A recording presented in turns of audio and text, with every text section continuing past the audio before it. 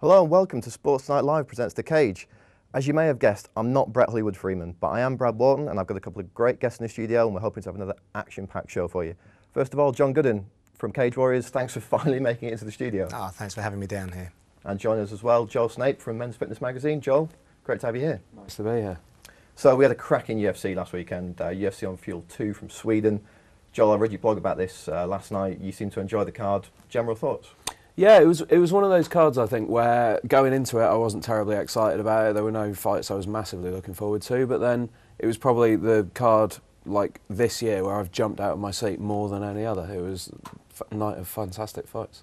I think in terms of guys competing for those bonuses, every guy who walked into the back probably thought he was due for one, and then the next fight happens and they were holding their heads in despair. Absolutely, there were like two that could have easily got submission of the night. I think a couple of fight of the nights, and then every fight just got better up until the main card. John, your thoughts on the card? On the opposite, actually, I saw it was happening in Sweden. I saw the people that were on there and just thought, oh, I've got to get involved. Unfortunately, the wife dragged me out shopping, so I missed the undercard. I got back to watch Maguire, and I've caught up since. But as you said, the fights were so competitive.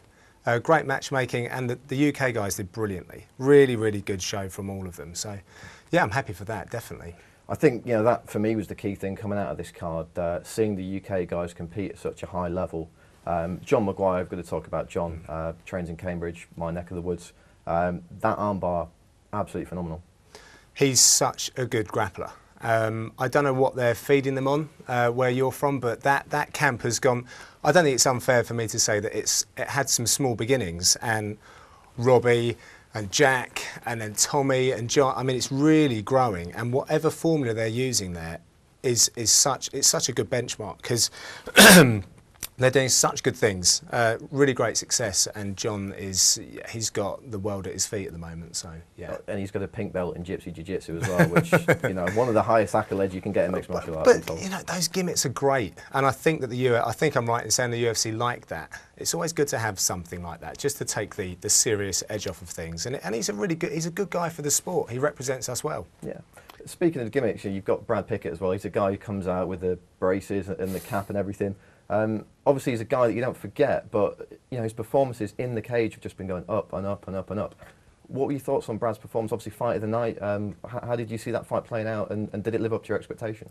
I think the thing about Brad is he's a guy who always wants to put on a show for the fans, regardless. So what you'll see him doing in fights, and he did it again on Saturday, was that he will try and finish. I saw him go for something that looked like either a Peruvian necktie or a guillotine at one point. He's never looking to just grind you out and stall you out, and it's like you can pretty much guarantee that every one of his fights is going to be a must-watch. One of the things with Brad is, he does like getting into a fight. I interviewed him a week before the fight, and he said the key to the fight for him was being the more patient guy. He thought Page would be the more emotional fighter, but you know what he's like, he gets stuck in. Do you think that might kind of play against him as he steps up in competition? I think it can. I think maybe not in the lighter weight categories. That's not so much of a liability. When you're at welterweight or middleweight, you can sort of get drawn into these firefights, and then people will just take you down and grind you out. But he's so dynamic and explosive. I think he can afford to cause these scrambles and get out of things, and it'll work out for him. Yeah, I mean, we also saw Jason Young get a big win. Obviously, he lost 2 close decisions. He really needed a win. So fantastic to see 3 Brits go in and take 3 wins home. But the main talking point coming out of this card is obviously the man we see up there right now, Alexander Gustafsson. How good is Alexander Gustafsson? Very good. Very, very good. I mean, his record is exemplary. But talk of him being like Jon Jones, the commentators were saying that quite a bit, and he's not there yet. I mean, Jon Jones has finished everyone in spectacular fashion. But take nothing away from him. It's not his fault that people are talking about him like that. He's only doing what he can do, and that's beat who's in front of him, but a highly skilled technician. Really great gym as well, the shooter's gym. So he's, again, I think he's only dropped 1 fight. So yeah, just the one. Yeah. Phil Davis, I believe. Yeah, well, it's a stacked division. Yeah. The light heavyweight division has always been kind of the glaring light coming out from the UFC, and I don't think it's changed. I think that the guys that are waiting, Gustafsson's got a tough job ahead of him to get that #1 contender spot. Well, he's got to take a step up in competition. Throw a couple of names out there. Lyoto Machida, do you think he's a guy who can beat Lyoto Machida at the moment? I think Machida would give him a lot of problems at the moment. I think in that first round he looked great. He looked like a lightweight fighter, the speed he was moving and the combinations he was putting together. But I think Silva doesn't present the same kind of striking difficulties as Machida does. I think Machida, Rio would be very difficult fights for him at the moment. Somebody like Bader would be an interesting test as a guy who could potentially take him down and give him the same kind of problems that Davis did. I think so. Yeah, I agree. I mean, Ryan Bader was my pick for his next fight. Another name, obviously, that's going about is Little Nogueira. That was the fight that he was originally supposed to take. How do you think he'd go against Little Nogueira? I'm not too sure. He fights at a really good pace. Nog can fight at a really good pace. Gustafsson's got very good striking. Nog's got very good striking. So it could be that I think Nogueira's going to have the nod when it comes to the ground exchanges, but it doesn't look like Gustafsson has a problem of keeping the fight where he wants it to be. So he's on the up as well. So he's got a lot of momentum. So I think the next fight, as long as it's not too big a name, don't put him in there against Henderson. I don't think he's going to do Phil Davis again. I think he needs a couple more fights before he hits those heights. But yeah, those are good shouts, good entertaining fights. How far can he go? Do you think he can go to the title? Obviously, we're saying maybe a little bit too early for Jon Jones, but do you think he'll get there in the end? I think he'll get a shot in the end, definitely. Like, whether he can win it, like the landscape can change so quickly in MMA. In 2 years, we might be talking about a completely different crop of fighters. But I certainly see him challenging for the title down the line, yeah. I mean, you've got Jon Jones potentially moving up to heavyweight in a couple of years' time, and that's going to leave a gap at the top. And for me, Gustafsson might be the guy to fill that gap. And with the UFC ever expanding into Europe, this could be the Michael Bisping of Europe, if you want to use that kind of phrase. Another name that's been chucked out there for him is Rampage. A lot of people kind of think that's screwing Rampage over a little bit. I mean, how do you see that fight going, Gustafsson-Rampage? And do you think that's the kind of fight that Rampage is going to be able to win on his way out of the UFC? No, I don't think it's a good fight for Rampage. I don't think it's a good fight for Gustafsson. I think that Rampage's days are very much numbered in the UFC, and I don't know. It's a step, I guess. He'll take who's put in front of him, but I haven't got a great deal of interest in that fight, actually. I'd like to see him fight someone else a bit more legitimate right now. I think that's a fight that could just make that couldn't be good for anybody, because I think he would beat Rampage, but Rampage might make him look bad on the way, and it would slightly derail things. So I think he would win, but I don't think it'd be a great fight for him. So just changing tack a little bit then, going on for Rampage. If we're saying that fight might not be the most ideal one, who should they give Rampage on his way? Obviously, he wants Shogun, but that's maybe the kind of fight the UFC doesn't want to give him. They don't want him having the leverage when he leaves to go to another organisation. Do you think they're going to try and give Rampage a difficult fight, or do you think they're going to oblige him and give him someone who'll stand and bang with him? I'd like to see him fight Shogun again. I really enjoyed his first fight with Shogun, and it would be a completely different fight though, because that first fight is like Shogun soccer kicking all the way, hitting him in the head when he's on the floor, and it was in a ring, obviously. So sign me up for wanting to see that again. I don't think they will do it, but I'd love to. John, yeah, Shogun needs to get back in action. So I think that's a good shout, and I think that there are a lot of mainstay fans that would like to see that again. So, and as you say, slightly different dynamic as well. So that could upset things. You never know. I mean, Rampage is saying a lot about how he doesn't want to fight wrestlers and he wants exciting fights. Should Rampage be looking at kickboxing or boxing if he wants these kind of fights? Or does he have to realise that at the end of the day, if he wants to make hundreds of thousands of dollars, MMA is where it's at, the UFC is where it's at, and he's just going to have to deal with these guys? Yeah, why are you competing in mixed martial arts if you're going to complain about all the different areas that we compete in? So it's a bit confusing. You'll fight whoever you're set to fight, and that's just how it is. The matchmakers are there to pitch you against grapplers and so on and so forth. There's a ranking system. You've got to climb it, and it's whoever's above you or below you, and they'll just make that happen. So there's no one fighter bigger than an organisation, so he just needs to fight whoever's put in front of him, and it's up to him to make those fights exciting. Absolutely. Well, we'll have to leave it there, folks. Join us after the break when we'll be talking a little bit of Cage Warriors.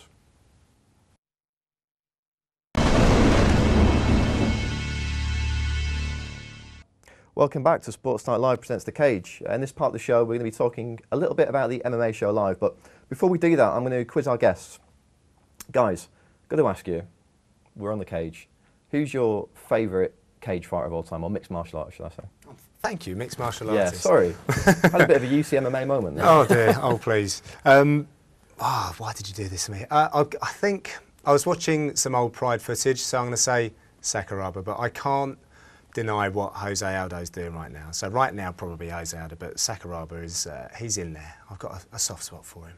I'll let you have a little think about what your favourite fight of all time is while I ask Joel the same question. Have you got a favourite fighter of all time, or a guy who really stands out for you? I tell you what, Sakuraba's a great shout because like I love his early work. I love those early guys who are willing to get in with anybody, any weight class. But I love Nick Diaz. I can't get over Nick Diaz. He's a guy who is always trying to finish that fight, always trying to hurt you. He's got amazing boxing. He's got a fight style like nobody else except for his brother, and I can't get enough of watching him. Well, speaking of Pride, my favourite fighter of all time is the Ukraine freight train, Igor Vovchanchin. I love that guy. I love the crazy folk tales about him. One of my favourites is when he did a tournament in the Ukraine, and all the Ukrainian fighters shared a dressing room and the jockstrap. And they basically had to toss a coin when a Ukrainian fought a Ukrainian fighter. They had to toss a coin to see who got the jockstrap, and he won in the final, so he got to wear the jockstrap for his final round. You've got to have a good sense of humour to fight in that sort of... Yeah, absolutely, or just be an ice-cold Ukrainian killer. one of the two. So you've had a couple of seconds to muse on it. Favourite fight of all time? Well, it seems that my memory is not that great. Let's talk about the Henderson and Shogun fight. That's got to be the one that comes to mind immediately, just because of the significance of perhaps where we're at with mixed martial arts at the moment. And two seasoned veterans going at it like you've never seen before, and it was fantastic. Great demonstration of skill and what MMA is all about. It makes staying up till 5 o'clock in the morning on a Saturday night worth it, doesn't it? Yeah, that's a massive part of it. Yeah, absolutely. And Joel, a favourite fight for you? I would say, sticking with my guy Diaz, I loved Diaz-Gomi, which obviously now reversed to a no contest, and also like. I think for new fans, maybe people don't realise the significance of how good Gomi was going into that fight. That Diaz was almost supposed to be a gimme for him, and he just took it to him. The instant it went to the ground, got a Goga platter, which was like the second ever in MMA. Amazing. Yeah, I mean, I don't think I'd ever actually seen a Goga platter in MMA before that. I think Aoki did one before, like a month before. Yeah, it was kind of close, but it's just one of those moves you think, well, hang on, what's he doing there? That shouldn't work, and then all of a sudden the fight's over. Yeah. Absolutely incredible. My favourite MMA fight's a really weird one, actually, and it takes me back a bit. It was from 1994, I believe, and it was UFC 3, Keith Hackney versus Emmanuel Yarborough. It was the first ever UFC fight that I saw. Keith Hackney was this 80s stereotype karate guy, came in with the full pants and the vest, a fantastic mullet, and he fought Emmanuel Yarborough, who's a 600-pound sumo wrestler. So I got this UFC DVD from my video store, put it in, see these two guys, you know, David and Goliath, and you think, oh, well, this is only going to end one way. Next thing you know, Hackney takes this guy down with like an overhand palm strike, and I was just like, what am I watching? This is absolutely insane. I'd never seen anything like it, and that, for me, was the moment I was like, you know, I put all the WWF wrestling tapes away, and I was like, right, this is it from now on, this is MMA. Have you got like a classic old school fight that kind of, you know, turned you on to MMA in a way? So. Lee Remedios, he was the guy that got me interested in MMA. I think it must have been a cage rage bout. I would have thought so. I remember just cruising through some channels one evening and saw this really young guy just doing some crazy stuff and thought, wow, what is that? And that got me interested. I have to say, before that, for my I was a boxing man, trained boxing, watched boxing, so the Eubank Ben era for me. But yeah, I mean, obviously now I've seen the sense, and I've come over to mixed martial arts. But I think that was watching Lee Remedios. I can't remember who he was fighting, but he was the guy that turned me and tuned me into mixed martial arts. Joel, do you have a fight that, you know, maybe the first MMA fight you saw, or the first one you remember that really had an impact on you? You know what, I was about to say, when you mentioned Yarborough, it took me back to Fred Ettish, I think UFC 2, coming out as a 9th Dan martial artist guy and not even seeming to know how to throw a punch. That was absolutely incredible, and that was like the first time I thought traditional martial arts are not what I thought they were. But the fight that actually got me into MMA was, funnily enough, Lee Remedios versus Genki Sudo at the Royal Albert Hall, which I saw live, and Genki Sudo just put on an absolute show. I mean, Remedios was quite a lot lighter than him, so no disrespect to him, but Sudo threw up a flying triangle, I think, in that fight. He put together some great throws, finished with a rear naked choke, and I thought, this is something I'm going to have to practice, you know. Absolutely. Well, we talked about some big names in mixed martial arts, and there's going to be a lot of big names in mixed martial arts in Birmingham on the 12th and 13th of May, and that's courtesy of the man we've got joining us on our Skype wall right now, Liam Fisher. Liam, how you doing, man? How you doing, Brad? Not bad at all. We've got John Gooden from Cage Warriors, Joel Snape from Men's Fitness here with us. We're here to talk about the MMA Show Live, but before we do that, I'm going to drop a couple of questions on you, because I've just interrogated these two guys about their favourite MMA fighters of all time and their favourite fights of all time. So I'm going to put you on the spot, Liam, and say, favourite MMA fighter of all time? I'd probably say, it's quite an obvious one, but I'd probably say Chuck Liddell. There's just something about Chuck that every time I used to watch him fight, you know, the guy would come out swinging, and I think that was back in the days when there wasn't as much strategy about in MMA, and it was kind of just getting in there and throwing fists, and I think Chuck was one of the best for that. And a favourite fight of all time, or maybe even a fight that you saw back in the day that really turned you on to mixed martial arts? I'm not sure about. I think I remember Ian Freeman, Frank Mir really stands out for me at the Albert Hall. It wasn't a particularly long fight, but I think the atmosphere at the show combined with that, that made it really special. I think of late, again, it is mostly because of the atmosphere, but the Tom Watson Alex Reed fight at Bama 4 was just electric. The atmosphere was nothing like I've ever felt before, and it really stands out of kind of the latest fights that I've seen. Cool. I mean, obviously, people will remember that you worked with Bama for a while, so you've got a bit of experience in getting a fight card together and getting maybe sort of 5 or 6 big name fighters and an undercard all in the same place at the same time. What on earth inspired you to try and get these droves and droves of guys together for the MMA Show Live, and what's the experience been like for you? Well, it's when we decided to put this thing together, we said we were going to put a show that exactly what the fans wanted, and I think MMA fans over here have been crying out for the big stars and wanting to meet, and obviously they want to see them fight, but we can't provide that for them. So the best that we can do is bringing them over and getting their fans to meet them, and getting autographs and doing training sessions and all that kind of stuff. And I think people, that's what people want. That's what the fans want. When they come to an expo, they want to see the biggest names in the business. So that's really the theory on why we decided to put such a pretty big lineup together. With regards to the experience, it's as stressful as you imagine. Trying to coordinate over 50 people flying into the country. From all over the world, it's a stressful time at the moment, but it's well worth it. We know it's going to be a success, and we know it's going to be a great show. So, for anyone who's maybe not aware of exactly who's going to be there, can you just give us a rundown of some of the big attractions that are going to be there on the 12th and 13th of May?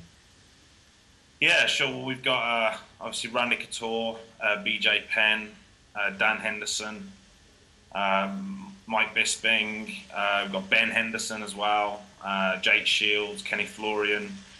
We've got some guys like Mark Coleman and Dan Severn coming over, and Soccer Jew. They're going to be talking about the Pride Days, and then we've got some of the British talent as well, like Paul Daly, Tom Watson, Jack Marshman. They're all coming down. So it's going to be a real mix of MMA fighters from around the place.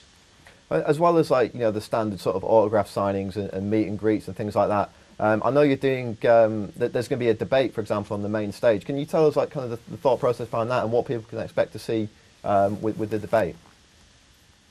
Well, yeah, one of the debates that we're doing is about MMA judging criteria, and we've put together a lineup for that, which, it's 4 very different opinions. You've got Mark Goddard, who's going to be on that panel, and he's going to be coming from, obviously, a referee standpoint. He's very passionate, and he's got a lot to say about MMA judging. And then you've got Gareth Davis, who was quite outspoken when Mike lost to Chael Sonnen.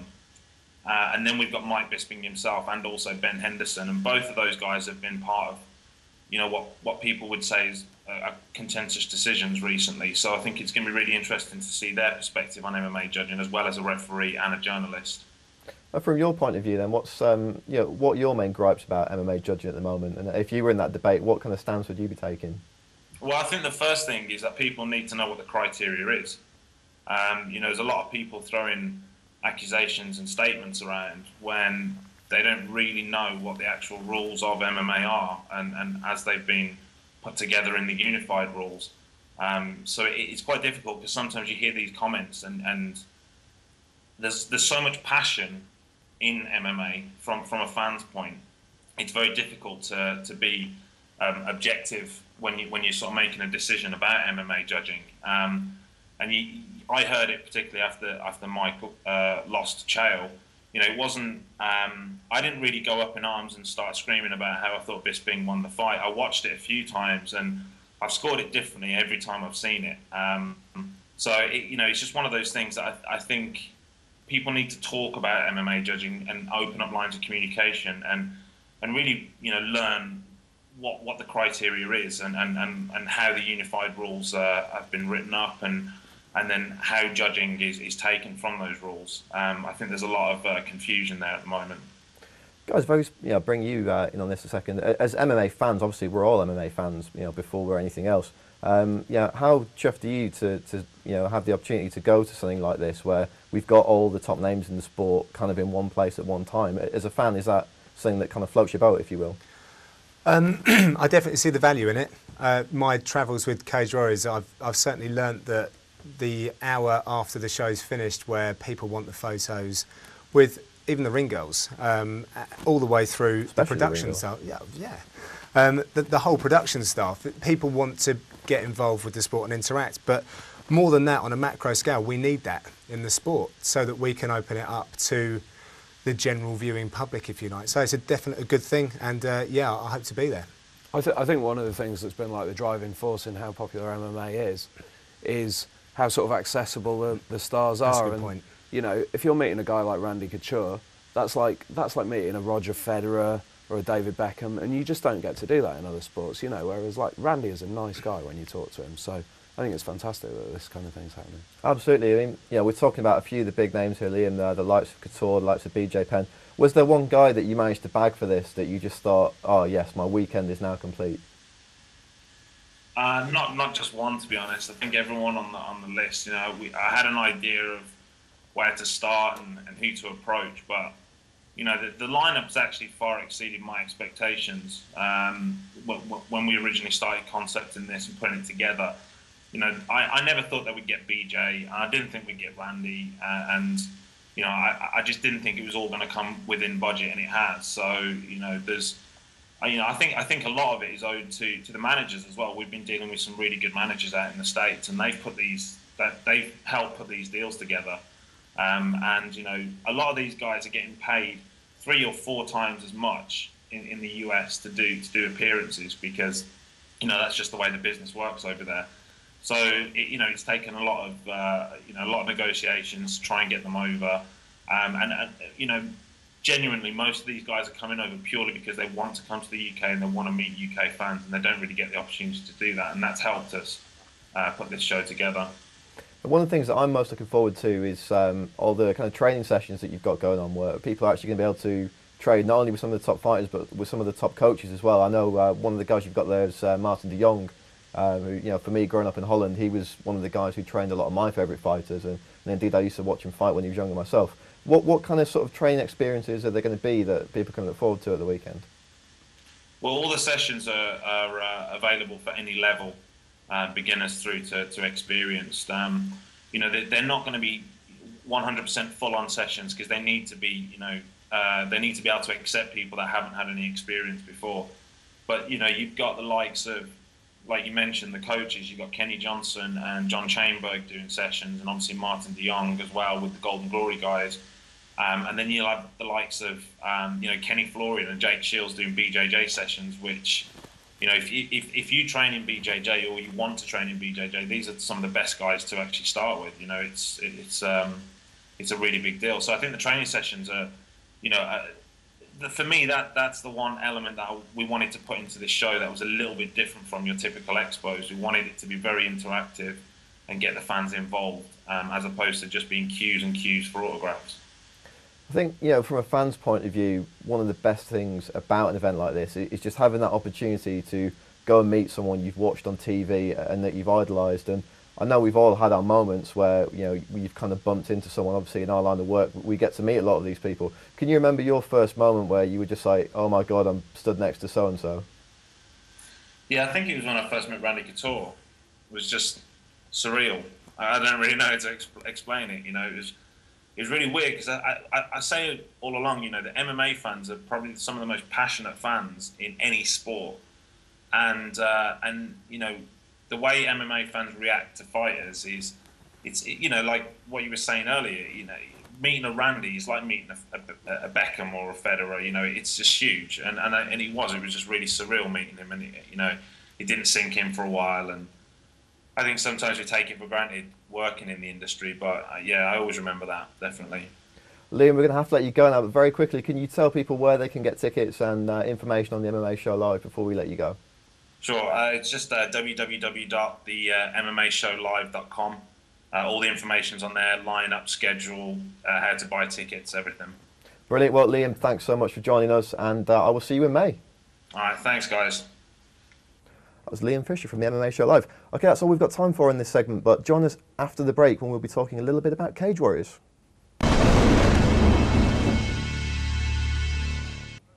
Welcome back to Sports Night Live presents The Cage. This part of the show we're going to be talking all about Cage Warriors, and what better man to talk to than Mr. John Gooden, the voice of Cage Warriors. One of the voices. One of the voices of Cage Warriors. Obviously, you work with Josh Palmer there on commentary. That's right. I want to ask you first, how did you get into the whole commentary gig? With the KO show, David Lee, I trained under Dave for a while, and I was normally in the corner or helping people warm up. They put it out on the Active channel. I didn't feel like it was representing the sport fairly. So I had different motivations at the time as well, trying to get involved with other things other than just fighting on the control side of mixed martial arts. So yeah, I gave it a go, and sort of fell into it that way, and it's just kind of developed from there. Graham Boylan was running a show, was about to put on a show himself. He had some of his guys on the KO show. He asked if, you know, if I was strictly with them or if he could use me, and so the rest is history, as they say. Fantastic. And, you know, speaking of history, Cage Warriors making history, I believe, this year. One of the most active promotions certainly in Europe, with the schedule they've got this year. I can't remember exactly how many shows. Is it 17 or something in 12 months? Yeah, 17 shows. Phenomenal. Keeping you busy then? You could say that. Putting some air miles on the old passport. Yeah, the passport's looking quite colourful now. But yeah, it's great experience. So last week we had Cage Warriors Fight Night 5, I believe, in Amman, Jordan. What a card. I mean, you know, it's great to come on here and promote stuff and talk it up and everything, but genuinely this year with Cage Warriors, they just keep getting better and better and better. Yeah. What were your thoughts on the card overall? I was shaking with excitement about 2 days before. Honestly, I mean, I'm obviously excited about doing commentary for Cage Warriors full stop, but there was just something about this card. And I was just blown away by the matchmaking, and obviously with the tournament and the heavyweights and stuff. And I'm a big fan of the lighter weights, and we had quite a few of the lighter weights. So, and it just delivered.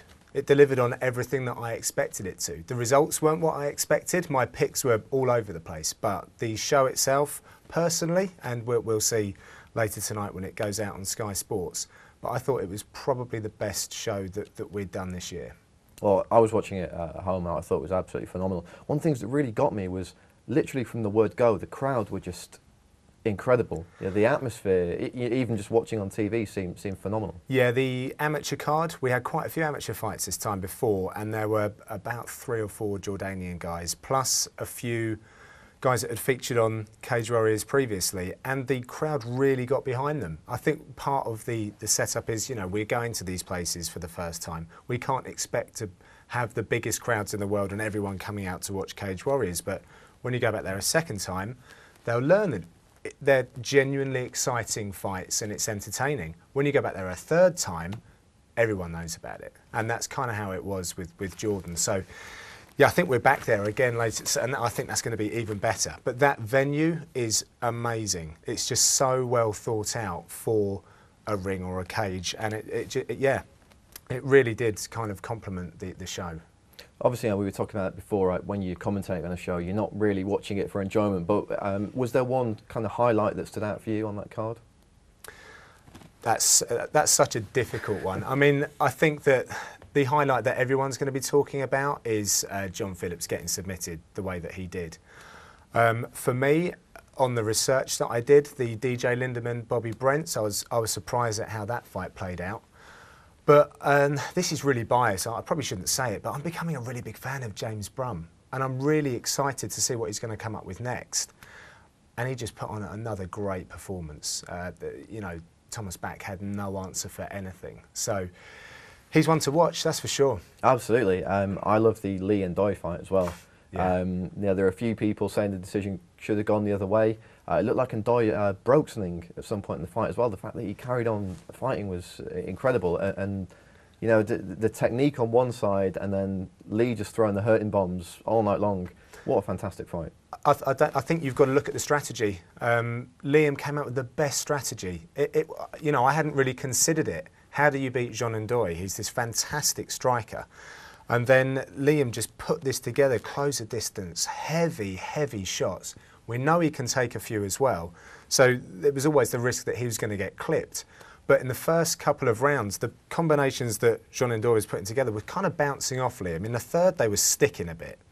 And I was a little worried that he was losing the momentum, but he just kept going. And there was a renewed motivation behind Liam for this fight. Perhaps that's what he needed for us to really see, you know, what he's all about. And he did a tremendous job. I think he won that fight. Yeah, so do I. So do I. We're joined on the Skype wall by Mick Bower. Mick, I believe you were out in Amman, Jordan last week for the Cage Warriors card. Thanks for joining us, first of all. And what were your thoughts on the card overall? Well, I've been listening to what you guys have been saying, and I've just got to echo what you've been saying. The entire card from top to bottom was just a revelation. Superb fights that you've been through, but for me, I was just blown away by the atmosphere. It's my first time out in Amman with Cage Warriors, and just the way that crowd react to the fights and the education they're getting through watching Cage Warriors, it is unbelievable. It's like nowhere you've ever been before. In that fight that we were just talking about, the Ndoye versus Liam James fight, on your scorecard, who got the win? You could go either way with it. You know, I don't like to criticise judges either way. I'd get it to Ndoye by the odd round, but like Liam James, I mean, what a tough guy. You know, like what a great performance. I don't think he can grumble either of them getting there. And obviously, you know, the main talking point on that card really is the John Phillips Pavel Kuch fight. People were saying going in, I think I tweeted just before the fight, it's either going to be a foot submission or a brutal knockout. And yeah, I must be a prophet because that's exactly what we saw. Did you expect it to go that way? I think it's same as you said. It was either going to be a knockout or we're going to get the knee ripped off, and that's the way it went. I mean, for me, the highlight of the night, you've been to a lot of the fights. There's a guy, an Egyptian guy called Muhammad Ali, and he fought a Korean. And honestly, the guy's kind of a cross between Tank Abba and Nassim Ahmed. It's like he's carrying a bit of weight, but he's got a bit of showboating. The place went berserk. Honestly, I've never felt an atmosphere like it. At the end, they had to, like, because the show were running a bit because of so many decisions, they had to usher him out because he was milking the crowd so much, you know, and like, so they were going nuts for him. And it were a real, like, just a high. It made you fall in love with mixed martial arts all over again. It was fantastic. Can I just pick up on that point? Because I like to champion the amateur guys coming through. The standard of the amateurs from where we were when we first went out to Jordan to where they are now, it is unbelievable. And Muhammad Felix Ali is one of those guys. He didn't even have a good grasp of the rules. I think he's been DQ'd at Cage Warriors before, and now he's coming out. And the Korean I don't know if he didn't get started, but let's just say that Felix didn't let him start. So, yeah, just echoing what you're saying, Mick, in that the standard was so very good at that level. I think that was such a cracking fight to kind of kick off proceedings of what was broadcast online as well, because, you know, we're talking about the fans going wild all night. That was the one that really set them up for me. I'd never seen the guy fight before, so it was a very pleasant surprise. And I think when you've got that kind of crazy atmosphere as well, it just adds so much to it. Mick, I want to ask you about the main event as well. A lot of people saw that as a massive upset. I personally did. You've got Bobby Brents, who's you know, he's a short guy, but he's a very big heavyweight, a very stocky kind of fella, against DJ Lindemann, who was making a move to £205 before this fight. It took it on about a week's notice, I think, and put on a phenomenal show. What were your thoughts on that fight? Well, you were there when we saw Bobby Brent's just shock everybody at the forum at last Cage Warriors in London, and everyone put him in the notebooks as like, this guy's something special. But you got to look at the quality of the roster that Cage Warriors are running now. Lindemann is fought with Bellator. The current champion, Mike Hayes, is like a Bellator vet as well, and that's set up a meeting between them two. And after being around the two guys last week, they genuinely hate each other. I don't know if Cage Warriors knew about it before they signed it, but I spent a lot of time with Mike Hayes. I did a little piece about him, and he's a nice, easygoing guy. You mentioned Linda, he can't even look at him. They absolutely despise each other. It goes back so long that it goes back to a MySpace war of words. This is how long this has been festering. And I don't know if it's exactly been booked yet, if it's been official, but when that fight happens, that promises to be an absolute classic compared to anything we've seen before on Cage Warriors. But don't miss it, because they're both great guys, but all-rounders. They're both smaller heavyweights, but we saw like Lindemann working off his jab. He was just confounded Bobby Brent. He couldn't get to him, and he was just stinging him with that jab, setting things up off that. You see, like Mike Hayes is a good stand-up fighter who we improved in jiu-jitsu. That is going to be a classic when it comes down. Just a little anecdote about that. Mick and I were sitting next to each other at dinner after the weigh-ins, and Mike was with us, and it just so happened that Lindemann was top of the table one end, Mike Hayes was top of the table the other end. Mike couldn't eat. And he said, I think it was you, Mick, wasn't it? He said, do you want to swap? Mick had to swap places with Mike Hayes. It's crazy. I joked, do you want to swap places, Mike? And he sat there for a little bit and he says, yeah, I do, because he couldn't eat while they were looking at DJ Lindemann. Pure this is how serious it is. That's fantastic. And MySpace as well, that's some retro beef going on there. So, I mean, talk about DJ Lindemann a little bit, Mick. Is he that good? Was it a case that maybe Bobby Brent was perhaps being a little bit overrated because of his performance against Roger Lauret last time? Or is Lindemann a guy who can actually make a decent run at the Cage Warriors heavyweight title? Brents was so impressive last time out, but you look at the people he trains with, with Mark Fiore and that, nobody coming out of that camp is a joke, and like, so Bobby Brent, he looks like a little guy, he's kind of a bit of weight, but he still did 3 hard rounds on last Thursday night. I think it's the case of Lindemann. He's a very smart guy. He can execute game plans. He's got fitness. He took like a horrendous nut shot as well and came back from that. Like him and Bobby traded nut shots and like sort of he got back up that. He didn't let that throw him off his game plans. It's like I said, the caliber of people who Cage Warriors are bringing up over at the moment. You're going to get like people with Bobby Brent's come. We're all impressed by him. The next one comes off of Lindemann. We're impressed by him. This is the level of people that Cage Warriors are just operating on a whole new level now. Seriously. Absolutely. Well, Mick, thanks so much for joining us. Love your insight as always. Hopefully speak to you again soon. And cheers, Brad. That was Cage Warriors Fight Night 5. We're off to another break again now, folks. But join us when we come back, when we'll be talking all about UFC 145 and the huge Jon Jones Rashad Evans light heavyweight title fight. Welcome back to Sports Night Live presents The Cage. This part of the show we're going to be talking all about UFC 145 and the huge light heavyweight title matchup between Jon Jones and Rashad Evans. Guys, what a fight. Amazing fight. I think it seems insane to me that people had Evans as much as a 6-1 underdog earlier in the week though. I think Evans gives Jones problems that he's never seen before. He's never seen a guy who can strike and put it together with takedowns in that sort of way. I think this is a tough fight for Jones, really tough. Do you think this is going to be the toughest fight that Jon Jones ever had? Because we've seen him steamroll so many guys, and it looked for 5 minutes like Lyoto Machida might be the guy to solve the riddle last time out. And then we saw what happened after that, that crazy standing guillotine choke. Do you think Evans is going to be more of a test for Jones than Lyoto Machida? I think he will be, yeah. I read an interview somewhere the other day where Jones was talking about how he'd won a karate match against Lyoto Machida, which seemed insane to me, because Machida was hitting him with shots in that first round and Jones didn't like it. And then, you know, he sort of came back and he was dominating on the feet for a while, but that was after he landed a big elbow on the ground. So, you know, and Evans is better at stopping takedowns than Machida. So I think if he can sort of establish a pace early, you know, mix up his takedowns in a way that keeps Jones guessing, it's going to be a really interesting fight. If you were Greg Jackson ahead of this fight, what kind of game plan would you be putting together for Jon Jones? A crazy one that he normally does. What we haven't really touched on here is that Jones has never felt this kind of heat and hatred and emotion. He's only a young man, and as much as he looks like a very cool customer, how much is that affecting him? So Rashad's I mean, obviously Jones has gotten to Rashad, but I'm sure that Rashad's getting to Jones as well. And from what I've seen, I don't think I'm wrong in saying that they were really close. The families knew one another, I think, and you know, that stuff runs deep. So it'll be interesting to see how it comes. But we know what Rashad's about. He's a small, stocky version of someone who's very unorthodox, awkward, but has the discipline for wrestling and striking when he needs to. Jon Jones is very tall, rangy, awkward, unorthodox.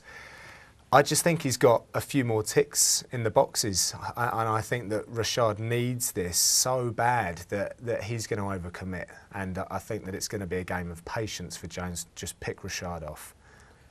Yeah. Do you think that, I mean, there's a lot been made about the fact that both these guys were Greg Jackson guys, and there's been this huge split in the Greg Jackson camp, which has pretty much been caused by this fight.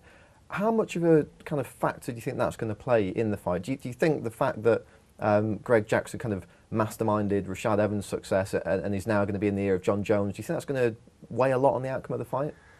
I think it's a factor, that's for sure. Not for Jones, he's got what he wanted, I guess. For Rashad, it's whether that fueling of hatred is it's just gonna consume him. He needs to detach himself from that so that he can be relaxed and so that he can put into play his game plan rather than just having this whole bundle of hate and anger. Well, we might touch back on the Jones-Evans fights in a couple of minutes just for some predictions from you guys before we go. But the rest of the card, we've obviously got Rory MacDonald, one of the top prospects in the welterweight division, arguably one of the top prospects in the sport, against England's own Che Mills. Your thoughts on that fight?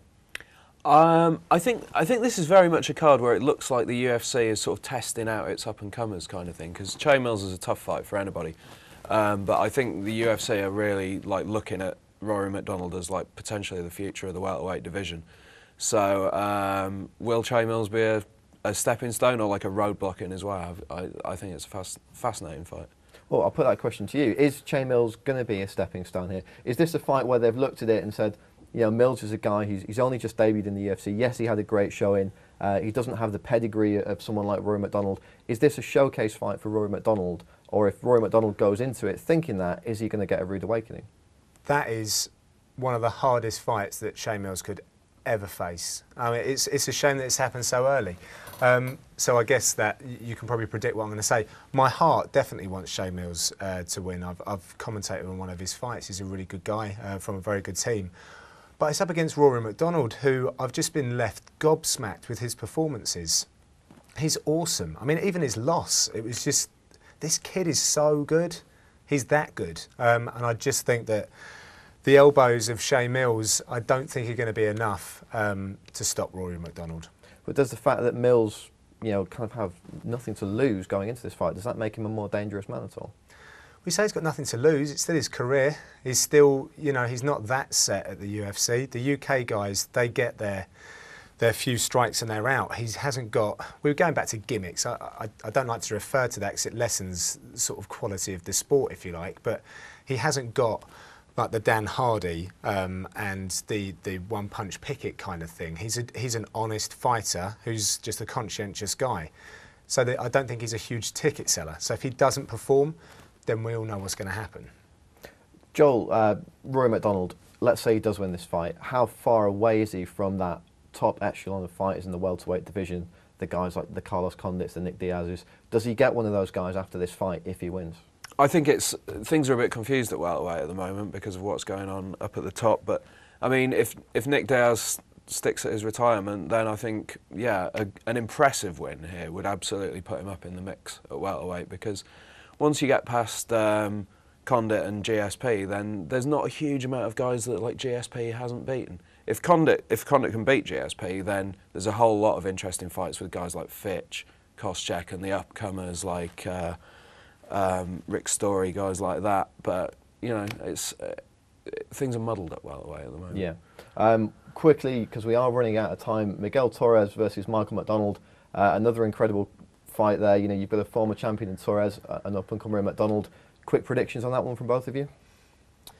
Torres, too much experience. Yeah, I hope Torres can win it, and I hope he goes back to his guard game a bit, because he seems to be getting away from that recently. And before we finish then, guys, obviously we've been talking about Rashad Evans, Jon Jones. I need a prediction from both of you. Joel, who's going to win that fight and why? I should say Jones, but I'm going to say Evans, because I really, really want him to. I think if he can land a big punch or a big takedown early, it's going to change the whole complexion of the fight, and I might be tempted to have a tenner on him. And John? Seen Evans working it on the dance floor. He's got some slick moves, but I don't think it's going to be enough. I say Jones by decision. Fantastic. I'm torn. I'm really, really torn. The head says Jon Jones. The guy's just looked unstoppable. We've never seen him hurt. We've never seen the guy hurt. We've never seen him have to come back from adversity, because he's just that good. He's never been in adversity. You've never seen him on his back. You're like, I have no idea what he's like off his back. Well, this is the thing, and part of me is kind of hoping that Rashad Evans will upset the apple cart a little bit, put him on his back, put him through the grinder, and maybe even pull out a win. You know, I don't think it's beyond the realms of possibility. Well, we are going to have to leave it there, guys. Sadly, out of time. John Gooden, thanks so much for finally joining us in the studio. Joel from Men's Fitness, thanks so much for coming in. It's been a great show. Join us next week on Sports Night Live Presents The Cage. We'll be talking about UFC 145 results. We'll be talking about Alistair Overeem. And we'll have Bret Freeman back. So for me, Brad Wharton, thanks for joining us.